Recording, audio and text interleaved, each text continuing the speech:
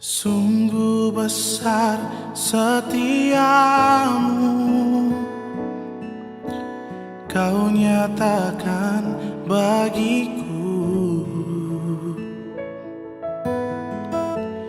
Kau Bapa yang selalu mengerti isi hatiku.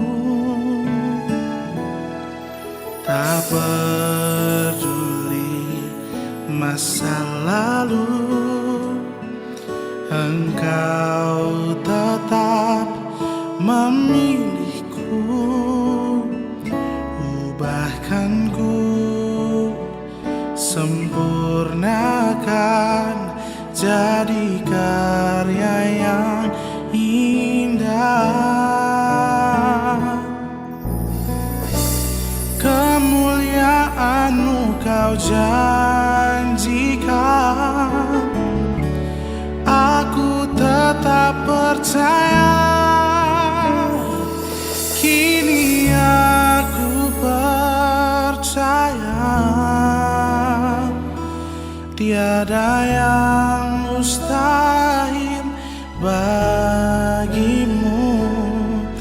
Kuasa-Mu kuatkanku, dasarku berharap. Ku percaya janji-Mu ajaib terukir dalam kehidupanku. Ku berserah di dalam kekuatan-Mu. Ku percaya.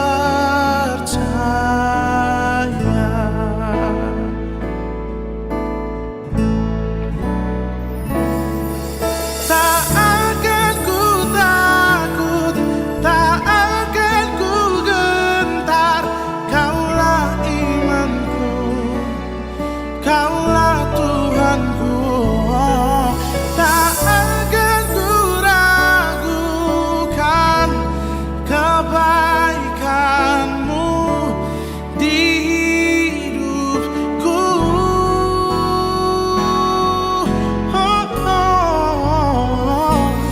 Kini aku percaya, tiada yang mustahil bagimu. Kuasa-Mu kuatkanku, dasarku berharap. Ku percaya janji-Mu ajaib terukir dalam kehidupanku. Ku berserah di dalam kekuatan-Mu. Ku percaya, ku berserah di dalam kekuatan-Mu. Ku kan setia sampai akhir hidup. Ku ikuti panggilan-Mu. Ku percaya.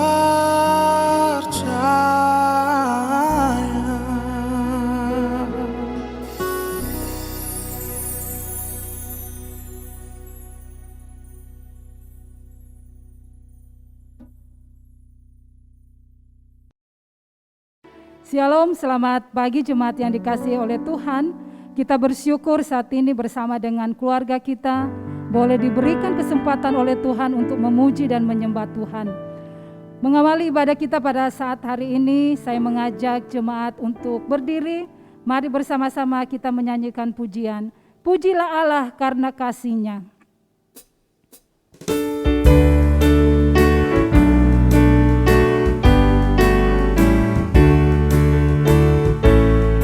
Pujilah Allah karena kasih-Nya mengutus Yesus yang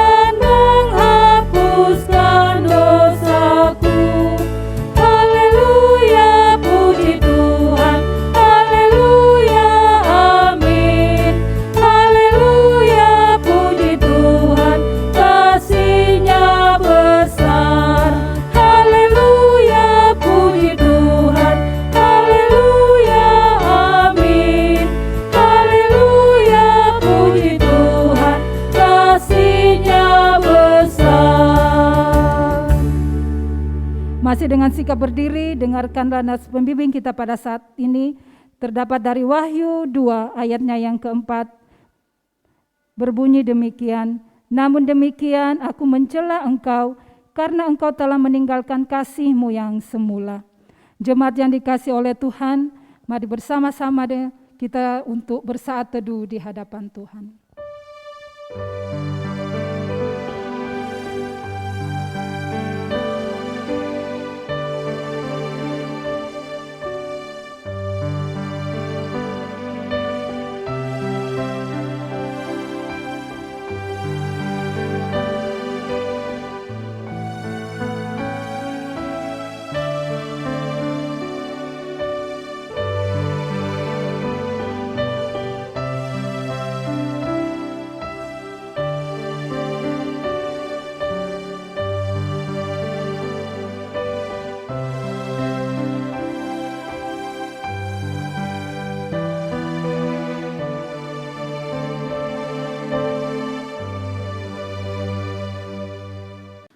Pertolongan kita adalah dalam nama Tuhan yang menjadikan langit dan bumi, yang tetap setia untuk selama-lamanya dan tidak meninggalkan perbuatan tangannya. Kasih karunia dan damai sejahtera dari Allah Bapa kita dan dari Tuhan Yesus Kristus menyertai ibadah kita hari ini. Amin. Jemaat disilakan untuk duduk kembali. Jemaat yang dikasihi oleh Tuhan, kita bersyukur pada saat ini kita boleh menyembah Allah kita yang hidup. Mari bersama-sama kita menyanyikan satu pujian untuk Tuhan. Puji-Hu menyelamatkanku, puji-Hu berkatiku.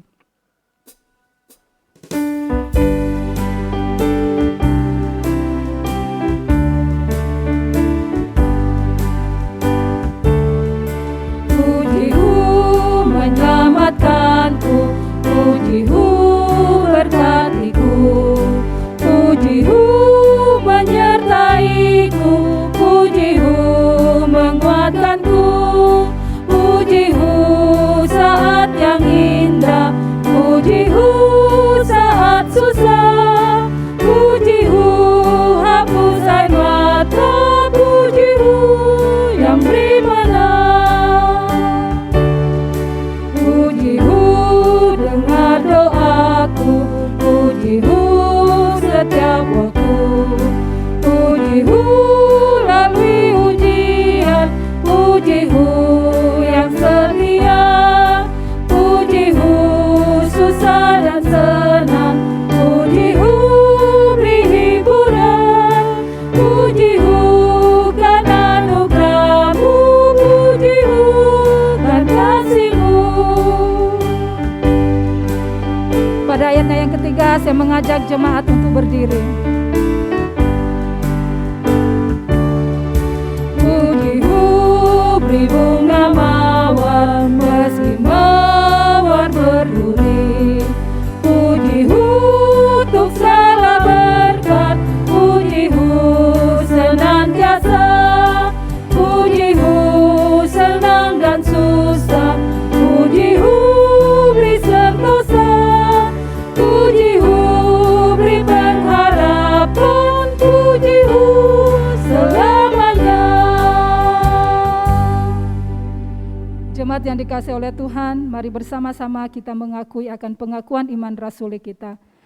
Aku percaya kepada Allah, Bapa yang Maha Kuasa, Khalik langit dan bumi, dan kepada Yesus Kristus, anaknya yang tunggal Tuhan kita, yang dikandung dari Roh Kudus, lahir dari anak darah Maria, yang menderita sengsara di bawah pemerintahan Pontius Pilatus, disalibkan, mati, dan dikuburkan, turun ke dalam kerajaan maut, pada hari yang ketiga, bangkit pula dari antara orang mati, naik ke sorga, duduk di sebelah kanan Allah, Bapa yang Maha Kuasa, dan dari sana Ia akan datang untuk menghakimi orang yang hidup dan yang mati. Aku percaya kepada Roh Kudus, gereja yang kudus dan am, persekutuan orang kudus, pengampunan dosa, kebangkitan tubuh, dan hidup yang kekal. Amin. Jemaat dipersilakan duduk kembali. Jemaat Tuhan yang terkasih dalam Tuhan Yesus Kristus, saatnya kita akan menaikkan doa syafaat kita. Ada beberapa hal yang akan kita doakan. Yang pertama, kita mau berdoa khususnya hari Minggu ini, kembali lagi kita akan melaksanakan pelatihan misi yang akan disampaikan oleh Pak Pendeta Amos dari Bandung. Jadi jemaat Tuhan, saya mengundang jemaat Tuhan boleh hadir bersama-sama. Kita akan mengikuti pelatihan misi melalui aplikasi Zoom. Biarlah melalui pelatihan ini kita bukan hanya belajar, tapi kita boleh melakukan, mempraktekkan setiap apa yang kita boleh dapatkan, gitu ya. Kita bersyukur juga minggu lalu kita boleh melaksanakan pelatihan misi. Biarlah setiap hal yang kita bisa dapatkan boleh kita lakukan dalam kehidupan kita hari lepas hari dalam kita bermisi. Yang berikutnya Bapak Ibu, kita tidak henti-hentinya berdoa untuk pembangunan gedung gereja kita. Kita berdoa untuk dana yang kita butuhkan. Kita berdoa supaya pembangunan gedung gereja ini semuanya boleh dikehendaki oleh Tuhan dan semuanya hanya untuk memuliakan nama Tuhan. Kita juga berdoa untuk jemaat Tuhan di tengah-tengah pekerjaan, di tengah-tengah keluarga dan kesehatan. Kita berdoa supaya Tuhan boleh memberkati. Mari saya akan pimpin kita di dalam doa. Mari kita berdoa. Bapa di surga, kami bersyukur ya Tuhan untuk kasih setiamu yang sungguh baik dalam hidup kami.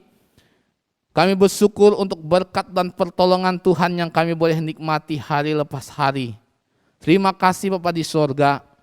Pada saat ini ya Tuhan kami mau berdoa, terkhususnya ya Tuhan, untuk pelatihan misi pada hari Minggu ini ya Tuhan. Tuhan Engkau memberkati, Engkau menolong ya Tuhan untuk hamba-Mu Pak Pendeta Amos yang akan menyampaikan materi. Kiranya Engkau memberkati hamba-Mu supaya penyampaian setiap materi yang ada boleh memberkati kami ya Tuhan. Sehingga kami boleh mempraktekkan misi itu dalam kehidupan kami hari lepas hari.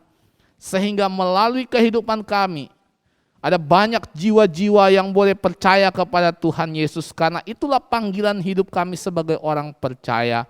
Engkau memberkati jemaat Tuhan.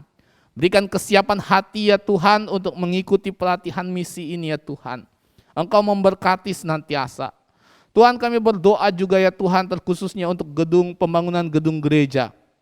Kami berdoa kiranya Engkau memberkati ya Tuhan. Biarlah ya Tuhan Engkau siapkan dana yang kami butuhkan. Dan biarlah Engkau memberkati supaya pembangunan gedung gereja ini dapat berjalan dengan baik. Dan semuanya hanya untuk memuliakan nama Tuhan. Engkau memberkati ya Tuhan kerinduan kami. Kami boleh memiliki gedung gereja untuk kami boleh beribadah bersama-sama memuji memuliakan nama Tuhan. Engkau memberkati nyatakan kuasa dan mujizat-Mu ya Tuhan. Kami imani itu ya Tuhan.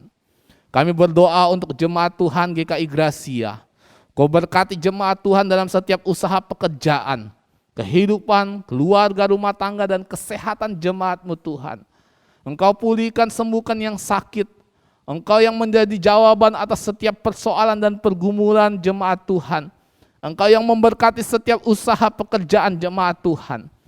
Untuk anak-anak dalam pendidikan yang ada ya Tuhan, Engkau memberkati mereka dalam masa depan mereka ya Tuhan. Terima kasih Bapa di sorga. Inilah doa kami di hadapan Tuhan. Jemaat Tuhan saya undang untuk bangkit berdiri. Mari kita mengucapkan doa Bapa kami. Bapa kami yang di sorga, dikuduskanlah nama-Mu, datanglah kerajaan-Mu, jadilah kehendak-Mu di bumi seperti di sorga. Berikanlah kami pada hari ini makanan kami yang secukupnya, dan ampunilah kami akan kesalahan kami, seperti kami juga mengampuni orang yang bersalah kepada kami. Dan janganlah membawa kami ke dalam pencobaan, tetapi lepaskanlah kami daripada yang jahat. Karena Engkaulah yang punya kerajaan dan kuasa dan kemuliaan sampai selama-lamanya. Amin.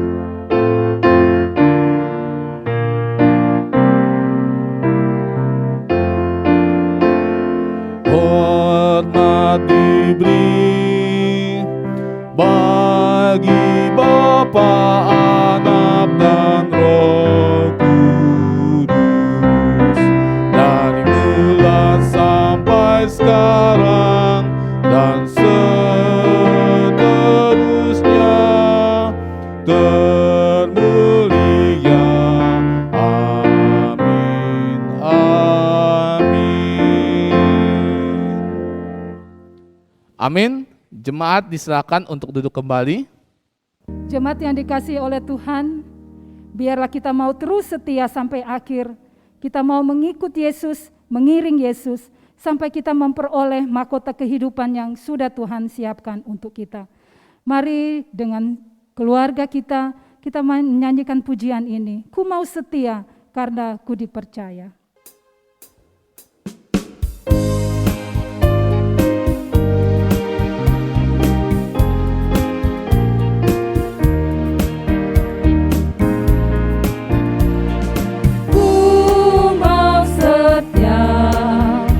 Karena ku dipercaya, ku mau suci. Karena ku dikasih, ku mau gagah menanggung segala susah. Ku mau berani menghadap seteru.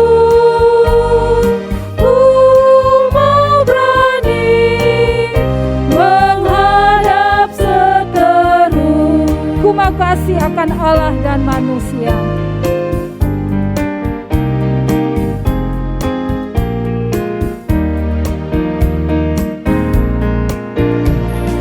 Ku mau kasih akan Allah dan manusia. Ku mau berserah raga jiwa.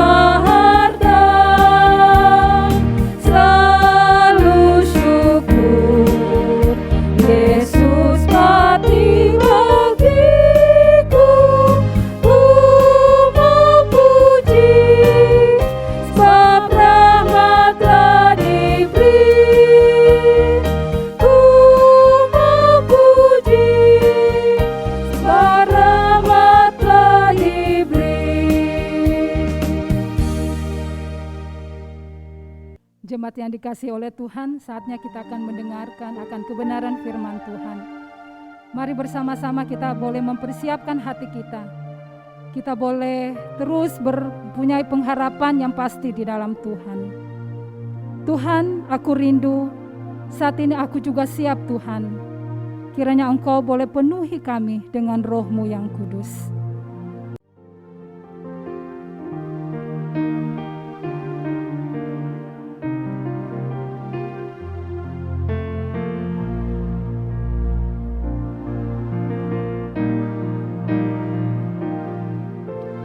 Tuhan, aku rindu. Tuhan, aku siap.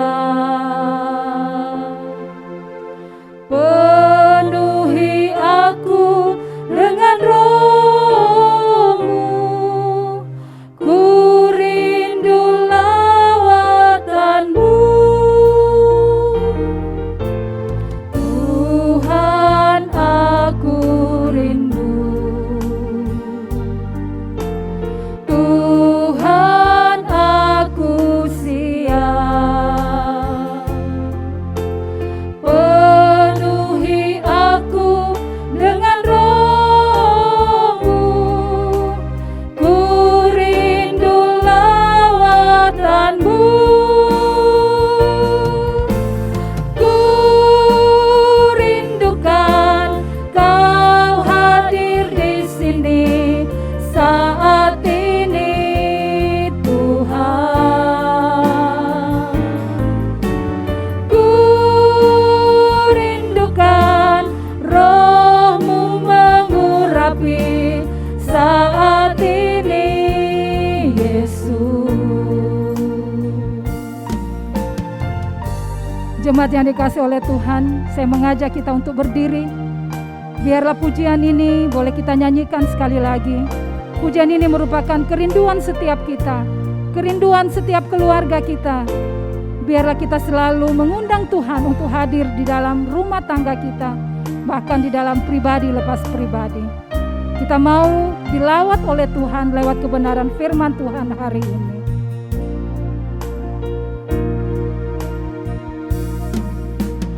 Tuhan, aku rindu. Tuhan,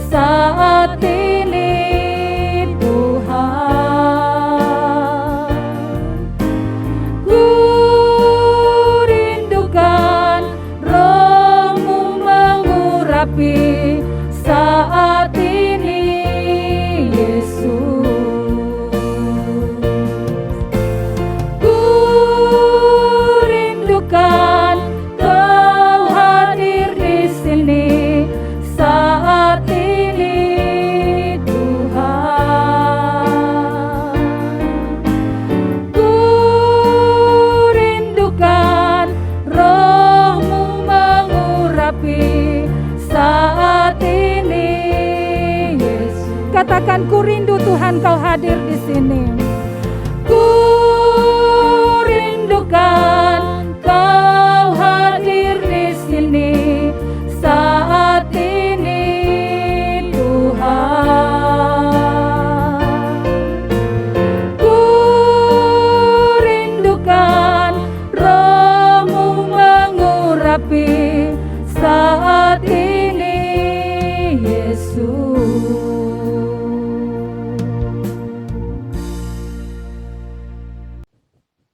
Jemaat Tuhan, sebelum kita merenungkan akan kebenaran firman Tuhan, mari kita berdoa terlebih dahulu.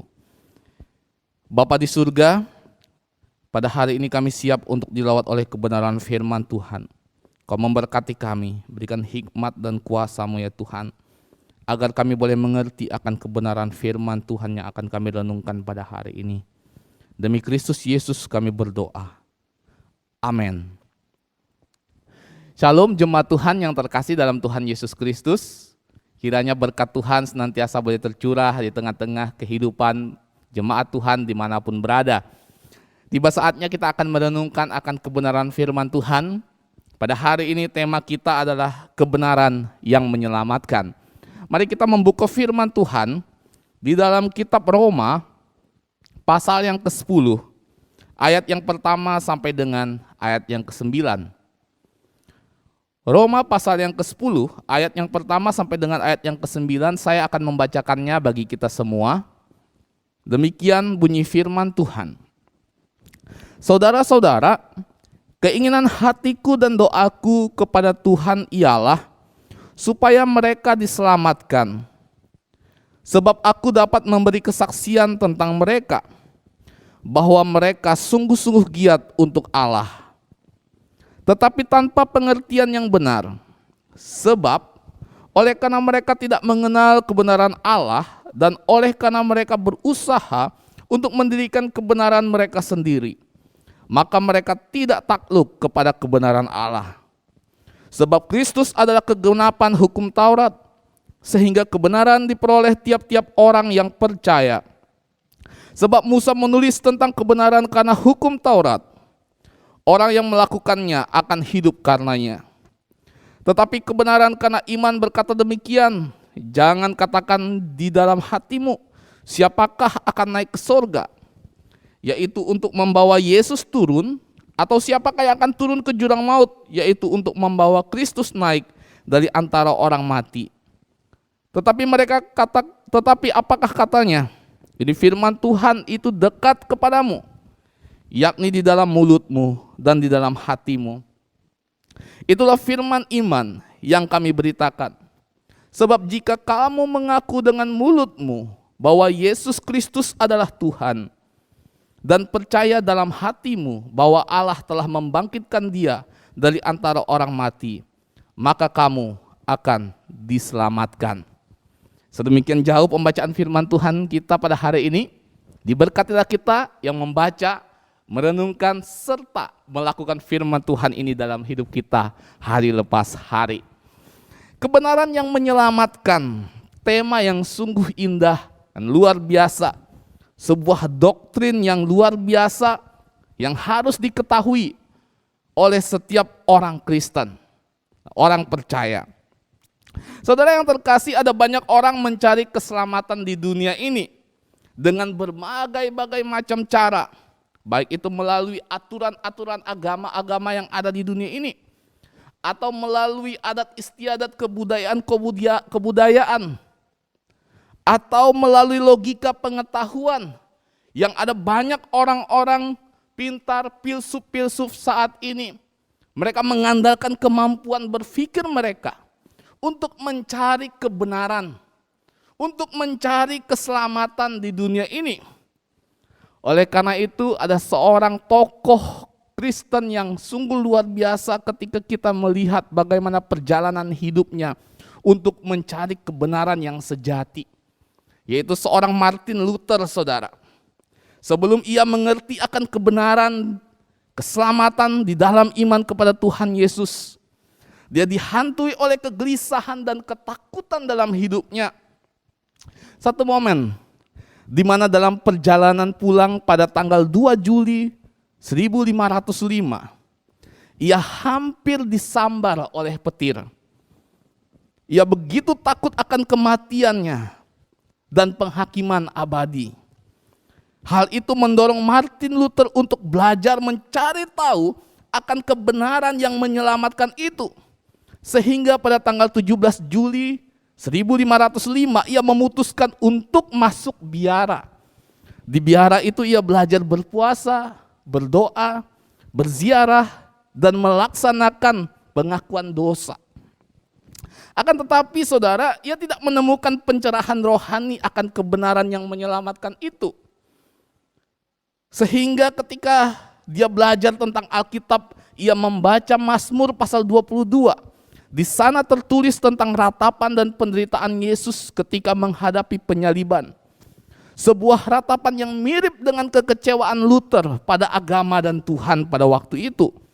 2 tahun kemudian saudara, ketika ia mempersiapkan bahan kuliah tentang surat Rasul Paulus kepada jemaat di Roma, dia membaca bahwa orang benar hidup oleh iman. Dia sempat merenungkan kalimat tersebut sebelum dia paham bahwa kunci keselamatan rohani bukan diperbudak oleh aturan agama, dan pada konteks itu adalah hukum Taurat, tetapi percaya bahwa iman itu sendiri yang membawa kepada keselamatan di dalam Tuhan Yesus. Pada saat itulah ia bertobat dan ia menemukan kebenaran yang menyelamatkan itu adalah iman di dalam Yesus Kristus.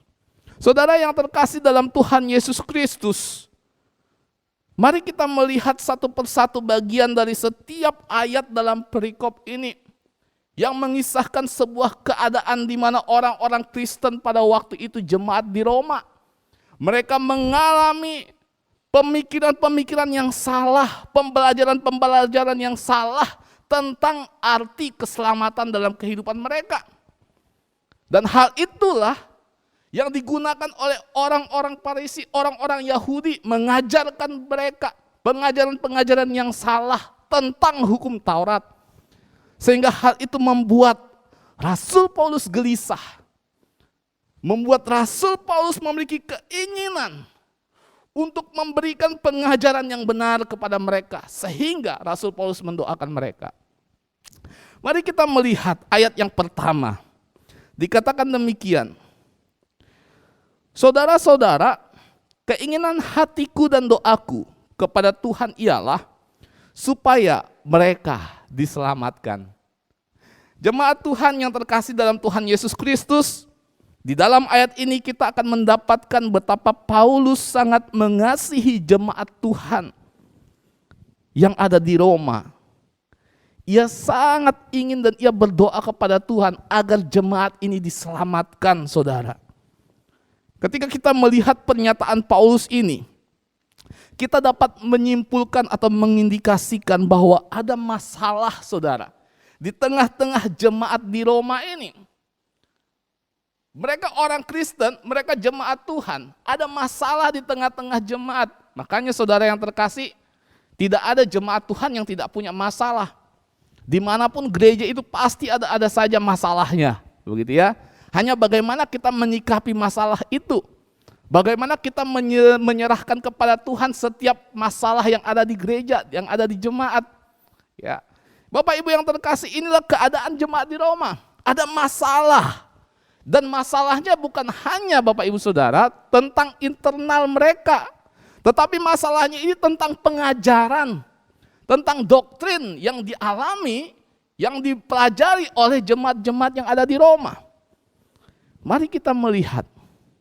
Ternyata masalahnya itu ada di dalam ayat 2 dan ada di dalam ayat yang ketiga. Dikatakan demikian dalam ayat yang kedua dan 3. Sebab aku dapat memberi kesaksian tentang mereka, bahwa mereka sungguh-sungguh giat untuk Allah, tetapi tanpa pengertian yang benar. Ayat yang ketiga. Sebab oleh karena mereka tidak mengenal kebenaran Allah, dan oleh karena mereka berusaha untuk mendirikan kebenaran mereka sendiri, maka mereka tidak takluk kepada Allah. Saudara yang terkasih dalam Tuhan Yesus Kristus, jika kita melihat dalam ayat yang kedua dan ayat yang ketiga ini, kita akan menemukan beberapa masalah.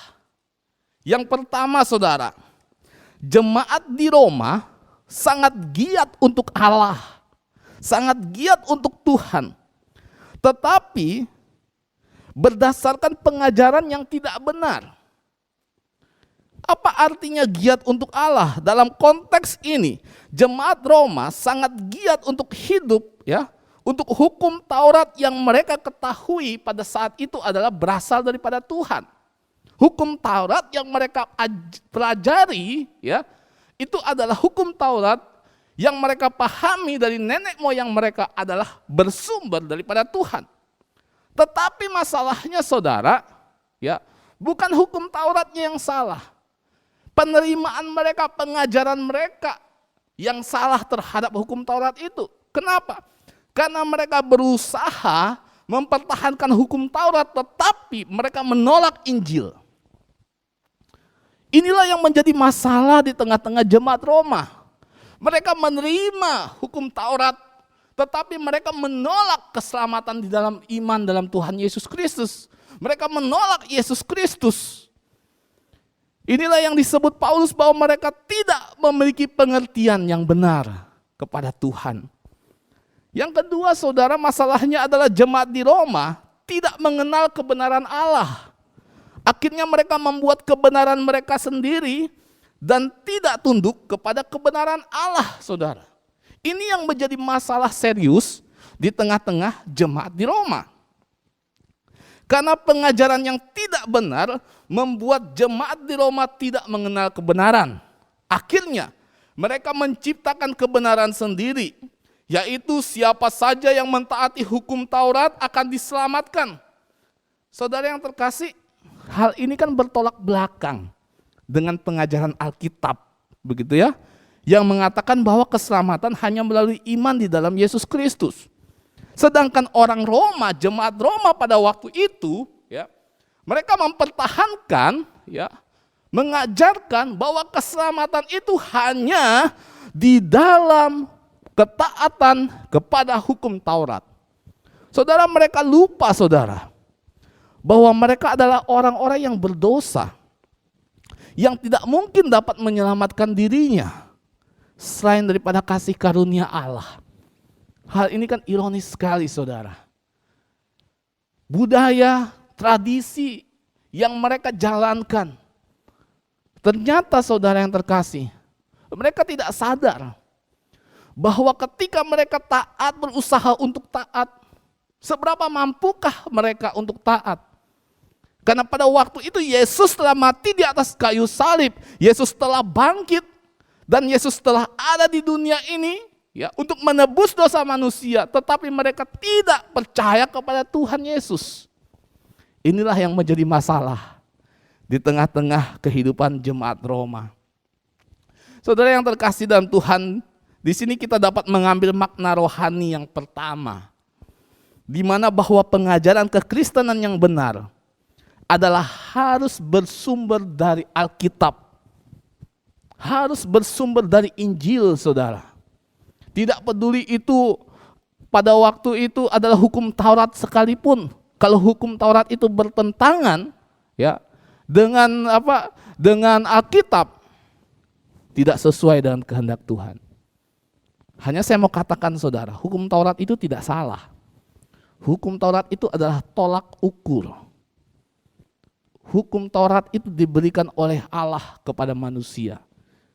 Yang salah adalah manusia yang menggunakannya tidak mengerti bahwa keselamatan hanya di dalam Yesus Kristus. Sehingga Rasul Paulus katakan mereka giat kepada Tuhan. Mereka giat melakukan hal-hal rohani, tetapi mereka tidak melakukan kebenaran firman Tuhan. Mereka menolak Injil. Inilah yang salah, saudara. Saudara yang terkasih dalam Tuhan Yesus Kristus, pengajaran kekristenan yang benar harus berorientasi kepada firman Tuhan. Harus berorientasi, berfokus kepada Injil, harus bersumber daripada Injil. Oleh karena itu, apakah ada pengajaran-pengajaran di luar, apakah itu berasal dari buku, bersumber dari pengkhotbah terkenal, pengajaran yang bersumber daripada hamba Tuhan hebat, pengajaran yang bersumber daripada orang-orang yang punya pengalaman rohani yang hebat. Tetapi jika pengajaran itu bukan daripada Tuhan, bukan daripada Alkitab, bukan daripada Injil ini, saya harus katakan kepada jemaat Tuhan bahwa itu bukanlah pengajaran yang sesuai dengan kehendak Tuhan. Pengajaran yang benar harus bersumber daripada Injil Kristus. Harus berorientasi kepada firman Tuhan, kepada Alkitab. Itu makna rohani yang pertama. Yang kedua, saudara, dalam ayat 4 dan ayat yang kelima, mari kita baca. Kebenaran Kristus adalah kegenapan hukum Taurat, sehingga kebenaran diperoleh tiap-tiap orang yang percaya. Sebab Musa menulis tentang kebenaran karena hukum Taurat. Orang yang melakukannya akan hidup karenanya. Saudara yang terkasih dalam Tuhan Yesus Kristus, kalau yang pertama tadi, saudara, kita melihat bagaimana orang-orang Kristen yang ada di Roma, mereka melakukan hal-hal rohani, tapi mereka tidak percaya kepada Injil. Nah, di dalam ayat yang keempat dan ayat yang kelima ini kita mau melihat di dalam ayat kedua ayat ini, ya, ini menekankan dua hal, yaitu siapa Kristus sebenarnya dan siapa yang memperoleh manfaat dari kematian dan kebangkitan Yesus. Hal yang menjadi masalah bagi jemaat Roma adalah tentang hukum Taurat. Karena menurut mereka, dalam pengajaran Musa, bahwa orang yang melakukan hukum Taurat akan hidup karenanya, hal ini tercatat di dalam ayat yang kelima. Ya kan? Di dalam ayat yang kelima dikatakan bahwa ya, orang yang melakukannya, yaitu hukum Taurat itu, akan hidup karenanya. Alkitab mencatat, saudara. Tetapi mereka tidak mengerti bahwa tidak ada satupun manusia yang dapat memenuhi tuntutan untuk hidup benar yang ditetapkan hukum Taurat itu. Mereka tidak mengerti akan hal itu. Siapa manusia yang tidak berdosa? Semua manusia berdosa selain Tuhan Yesus Kristus. Semua manusia berdosa. Bagaimana manusia bisa menolong dirinya sendiri, menyelamatkan dirinya sendiri? Bagaimana manusia bisa menggenapi hukum Taurat itu sehingga dia layak untuk diselamatkan? Sehingga kehidupannya pun penuh dengan kejahatan, penuh dengan dosa. Saudara, tidak ada satupun manusia dapat menyelamatkan dirinya sendiri. Karena keadaan inilah manusia mentaati hukum Taurat dengan cara mempersembahkan korban bakaran sebagai penebus dosa. Tetapi semuanya telah digenapi oleh pengorbanan Yesus Kristus di atas kayu salib. Sehingga manusia yang dulunya tidak mungkin dapat selamat karena dosanya, sekarang digenapi oleh pengorbanan Yesus di atas kayu salib. Sehingga kebenaran yang menyelamatkan itu dapat diperoleh bagi orang yang percaya kepada Yesus. Saudara yang terkasih, kalau kita melihat di dalam ayat yang keempat, jelas dikatakan Rasul Paulus bahwa sebab Kristus adalah kegenapan hukum Taurat. Kristus adalah kegenapan hukum Taurat itu. Pada waktu itu orang berlomba-lomba untuk mempersembahkan korban untuk menebus dosa dirinya. Tetapi melalui Yesus yang mengorbankan dirinya di atas kayu salib, yang mati di atas kayu salib dan dia bangkit pada hari yang ketiga, itulah pengorbanan yang sejati. Pengorbanan yang menebus dosa manusia, pengorbanan yang menyelamatkan manusia. Sehingga setiap orang yang percaya kepada Tuhan Yesus pasti akan diselamatkan. Kristuslah penggenapan dari hukum Taurat itu. Jemaat Tuhan yang terkasih dalam Tuhan Yesus Kristus, ada seorang penginjil bernama Fred Brown. Dia menggunakan 3 ilustrasi, saudara, dalam menjelaskan penerapan hukum Taurat yang benar. Yang pertama, Brown ini menyamakan hukum Taurat itu dengan cermin kecil yang dipakai oleh dokter gigi. Begitu ya. Dengan cermin itu, dokter gigi dapat melihat lubang pada gigi. Namun saudara, dokter gigi tidak menambal giginya dengan cermin tersebut.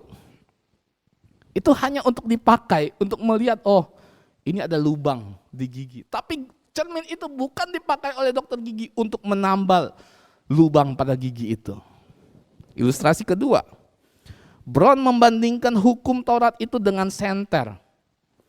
Bila lampu di rumah tiba-tiba padam, maka kita akan menggunakan senter untuk menuju ke kotak listrik.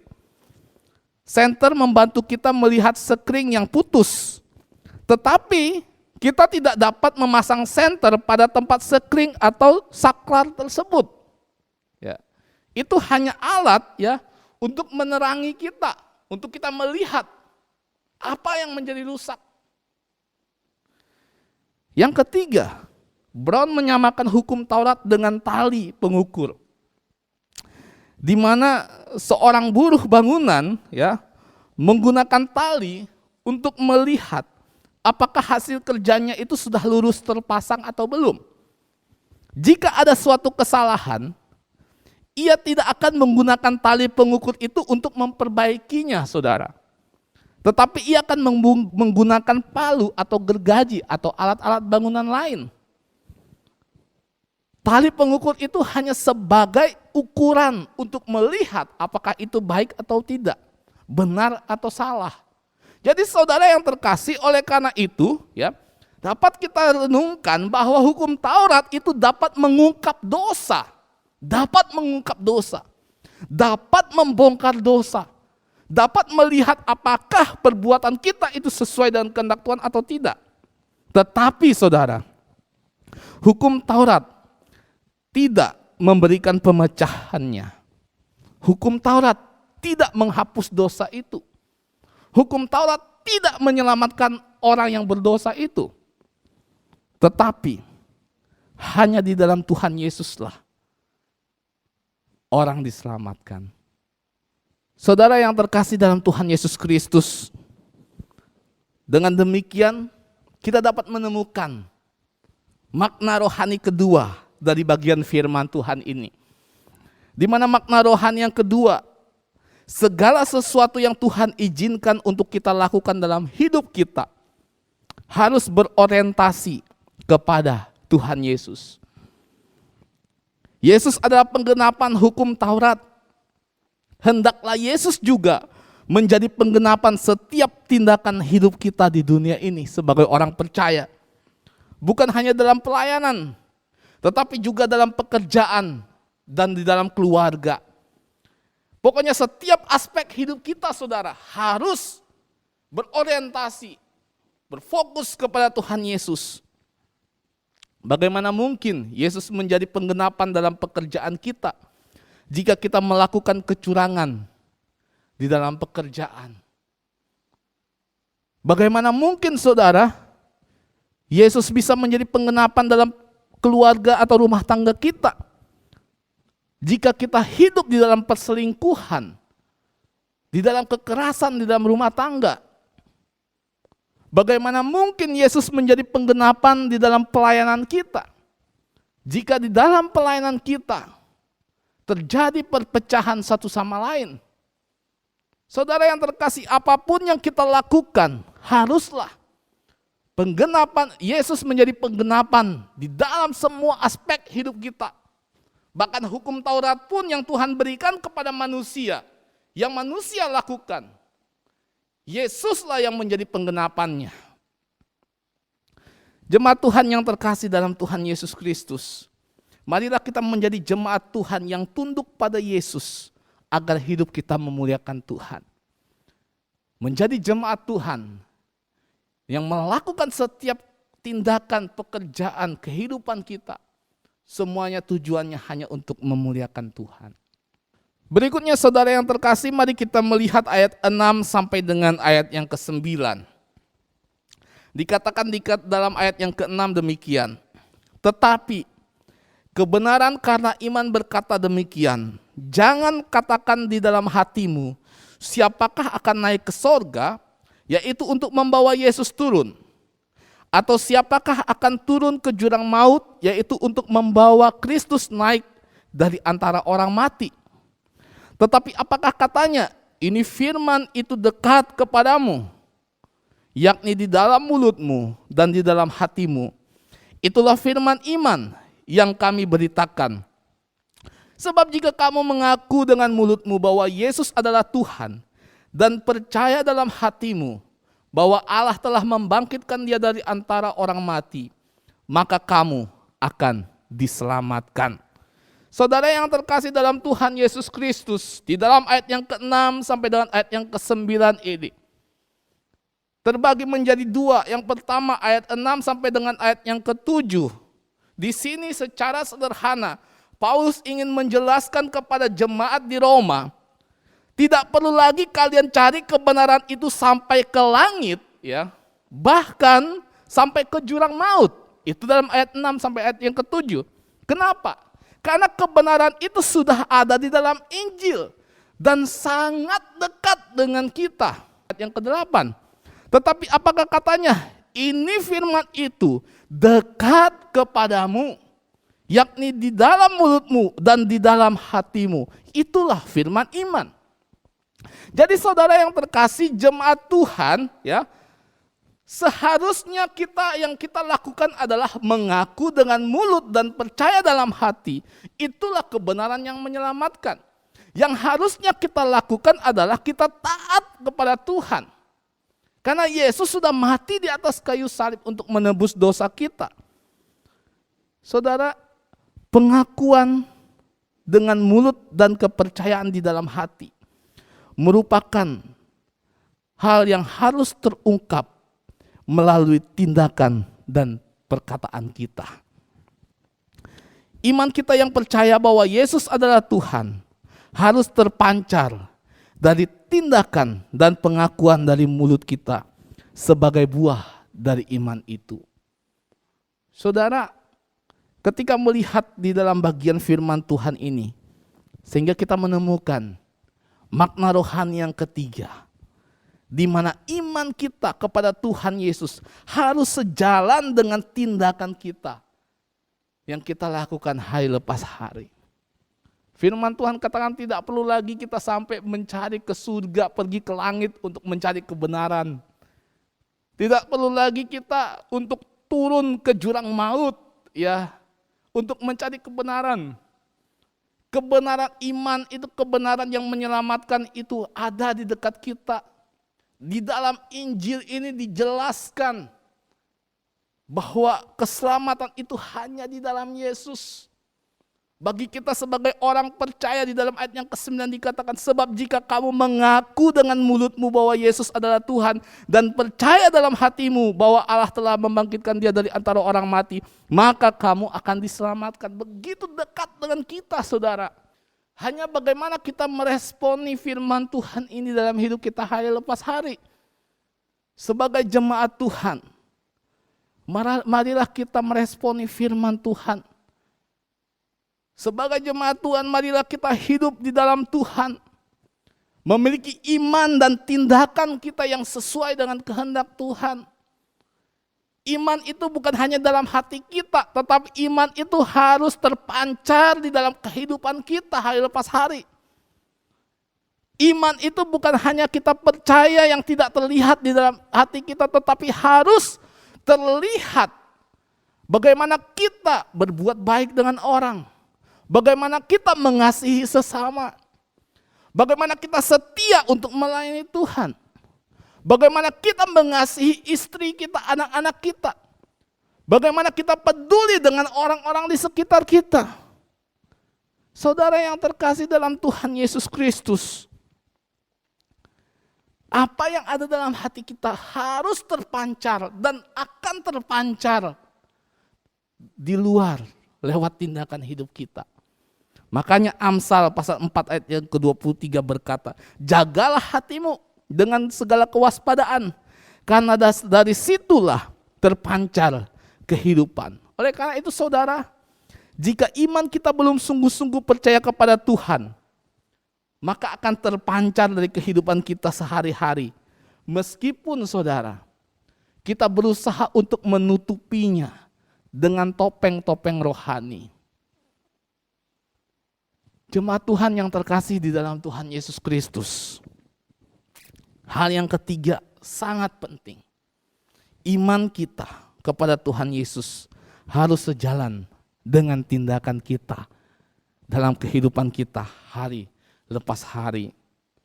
Saudara yang terkasih dalam Tuhan Yesus Kristus, sehingga dapat disimpulkan firman Tuhan kita pada hari ini. 3 hal, 3 kebenaran yang menyelamatkan. Yang pertama, pengajaran Kristen harus bersumber daripada Injil. Pengajaran Kristen harus bersumber daripada Alkitab. Kalau kita baca buku-buku itu harus bersumber daripada Alkitab. Kita mendengar khotbah itu harus bersumber daripada Alkitab. Kita mendengarkan pendalaman Alkitab PA, kita mendengar seminar-seminar Kristen harus bersumber daripada Alkitab. Karena kalau tidak bersumber daripada Alkitab, pengajaran itu bukanlah sesuai dengan kehendak Tuhan. Yang kedua, segala sesuatu yang kita lakukan harus berorientasi kepada Yesus. Biarlah Yesus menjadi setiap penggenapan-penggenapan dalam kehidupan kita, dalam pekerjaan kita, semuanya di dalam Yesus. Yesuslah tujuannya, Yesuslah penggenapannya. Dalam pelayanan kita, Yesuslah penggenapannya. Di dalam rumah tangga kita, Yesuslah penggenapannya. Biarlah saudara yang terkasih, Yesus menjadi sentral, menjadi tujuan, menjadi penggenapan dalam setiap tindakan hidup kita.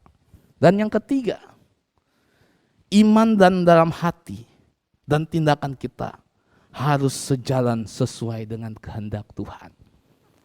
Jadi saudara yang terkasih dalam Tuhan Yesus Kristus, kita menjadi orang Kristen, kita katakan kita orang percaya, kita sudah bertobat, terlihat dari buahnya.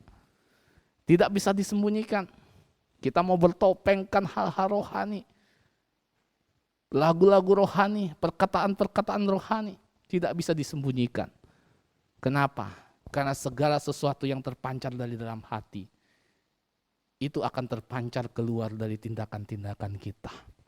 Oleh karena itu mari kita mengkoreksi diri kita. Mengkoreksi diri kita pribadi lepas pribadi. Saya bersama dengan jemaat Tuhan. Kita melihat apakah kita sungguh-sungguh mengasihi Tuhan. Apakah kita sungguh-sungguh sudah percaya kepada Tuhan. Kalau seandainya selama ini kita tidak menjadi berkat bagi orang lain, kita perlu mengkoreksi diri kita. Minta ampun di hadapan Tuhan dan biarlah Tuhan memulihkan hidup kita. Jemaat Tuhan, biarlah firman Tuhan pada hari ini boleh meneguhkan kita, memberkati kita senantiasa. Mari kita berdoa. Bapa di sorga, terima kasih Tuhan untuk kebenaran firman Tuhan pada hari ini yang boleh meneguhkan iman kami.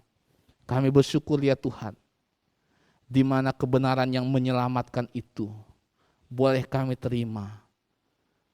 Terima kasih untuk kasih-Mu, pengorbanan-Mu di atas kayu salib ya Tuhan. Ajar kami ya Tuhan untuk melakukan firman Tuhan ini dalam kehidupan hari lepas hari.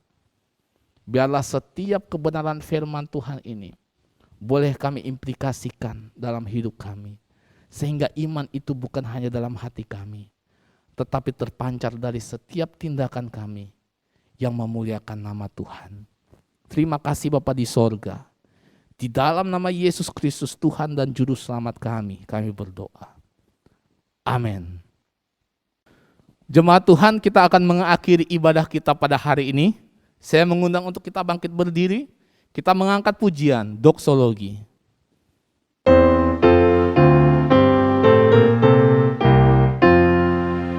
Puji Allah Bapa Putra, puji Allah Roh Kudus, ketiganya yang esa, pohon selamat sumber berkat.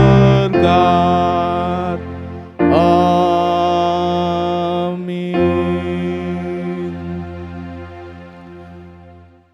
Kami bersyukur ya Tuhan untuk ibadah pada hari ini.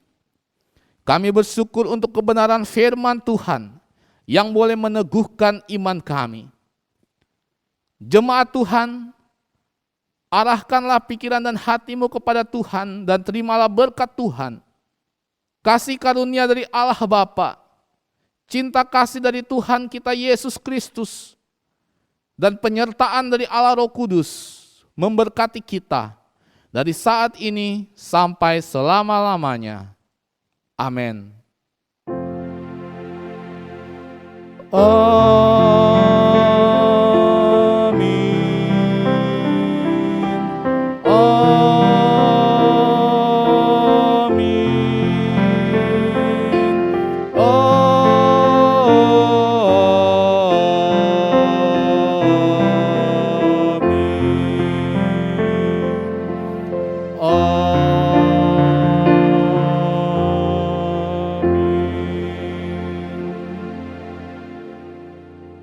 Amin.